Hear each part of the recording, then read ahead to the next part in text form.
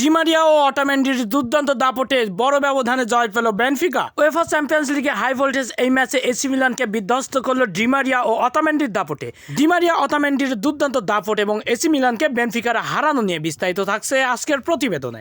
গত রাতে এসি মিলানের বিপক্ষে বেনফিকা মুখোমুখি লড়াই করেছেন উয়েফা চ্যাম্পিয়ন্স লিগের ম্যাচে। এই ম্যাচের শুরু থেকে দুর্দান্ত আধিপত্য ও শক্তিমত্তা সব দিক দিয়েই এগিয়েছিলেন বেনফিকা। অপরদিকে এসি মিলানও দুর্দান্ত পারফর্ম দেখিয়েছেন, কিন্তু প্রথমার্ধে দুর্দান্ত খেললেও এসি মিলান কোনো গোলের দেখা পায়নি।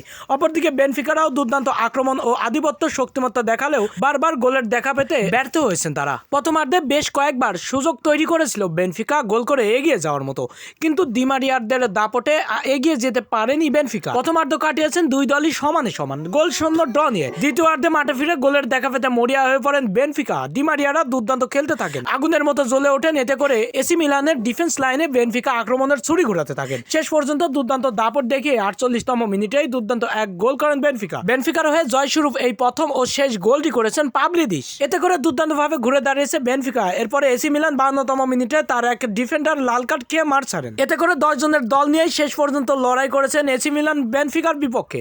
শক্তিশালী বেনফিকার বিপক্ষে এসি মিলান দুর্দান্ত খেললেও গোলের দেখা পায়নি তারা। শেষ পর্যন্ত দুর্দান্ত আধিপত্য করেছেন বেনফিকা। অপরদিকে এসি মিলানও বেশ কয়েকবার গোল করে এগিয়ে যাওয়ার সুযোগ পেলেও সেগুলো কাজে লাগাতে পারেনি তাদের অ্যাটাকাররা। কিছুদিন আগে সিরিয়া লিগের শিরোপা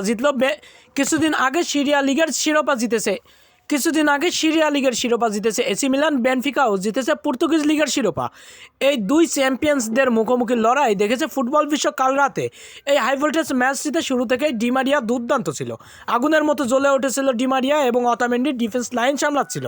এতে করে দুর্দান্ত এক বড় ব্যবধানের জয় পেল বেনফিকা উয়েফা চ্যাম্পিয়ন্স লিগের ম্যাচে। বিধ্বস্ত হলো এসি মিলান, দুর্দান্ত খেলেছে বেনফিকারা।